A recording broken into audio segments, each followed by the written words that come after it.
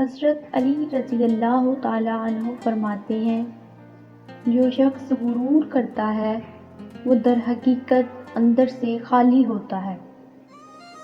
صبر کا پھل ہمیشہ کامیابی کی صورت میں ملتا ہے۔ جو دوسروں کے لیے آسانی پیدا کرے، اللہ اس کے لیے آسانی پیدا کرتا ہے۔ ہر انسان کی قیمت اس کے اخلاق سے ہوتی ہے۔ جو کم پر راضی ہو جائے وہی اصل میں امیر ہے۔ دلوں کو جیتنا دولت جمع کرنے سے بہتر ہے۔ سچ انسان کو آزاد کرتا ہے، چاہے وقتی نقصان ہی کیوں نہ ہو۔